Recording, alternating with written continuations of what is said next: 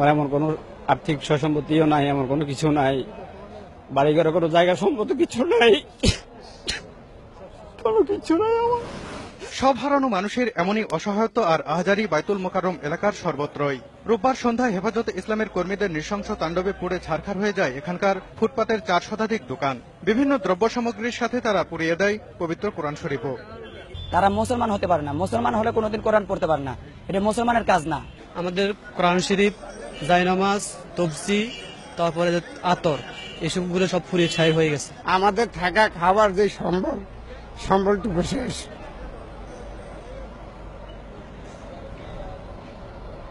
প্রায় 3-4 লাখ টাকার মাল ছিল, সব পুরা সাজ হয়েছে। জুতার দোকান ভাই 7 লাখ টাকা 8 লাখ টাকার মাল ছিল ভাই, কিচ্ছু নাই, এখনো সর্বহারা, এখন আর কিছু নাই আমাদের।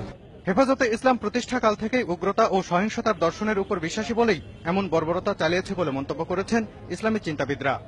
হেফাজতে ইসলাম কোন ইসলামী দর্শনের উপর প্রতিষ্ঠিত দলমত না, এটা জামাতে ইসলামেরই একটা ভিন্ন নামে সংস্করণ। যে দর্শনে বিশ্বাস করে সেই দর্শনটা আমাদের দেশের প্রচলিত গণতান্ত্রিক নিয়ম পদ্ধতি কিংবা ক্ষমতা হস্তান্তরের যে পদ্ধতি, এর কোনো কিছুই তারা বিশ্বাস করে না। এদিকে এই অসহায় মুহূর্তে সরকারের সাহায্য ও সহযোগিতা প্রত্যাশা করছেন ক্ষতিগ্রস্ত ব্যবসায়ীরা।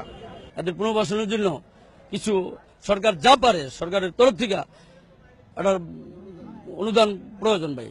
সরকারের পক্ষ থেকে কোন রকম একটু সহযোগিতা করা হয় তাইলে আমাদের ফ্যামিলিটা চলার মতো কোন রকম, যারা আমাদের ক্ষয়ক্ষতি হয়েছে তারা কোন রকম চলতে পারবে আর কি। এই তাণ্ডবে দোকানপাটের পাশাপাশি বাইতুল মোকাররম মসজিদ ও অন্যান্য স্থাপনাও ক্ষতিগ্রস্ত হয়েছে। বাইতুল মোকাররম এলাকায় এখন শুধু এরকমই ভস্মীভূত ধ্বংসস্তূপের ছড়াছড়ি আর বাতাসে পোড়া গন্ধ। এই তাণ্ডবের কারণে আজ যারা পথে বসেছেন তাদের এখন একটাই দাবি, যারা এই ঘটনা ঘটিয়েছেন তাদেরকে অবিলম্বে শাস্তির আওতায় আনতে হবে। সালাউদ্দিন সুমন, সময় সংবাদ, ঢাকা।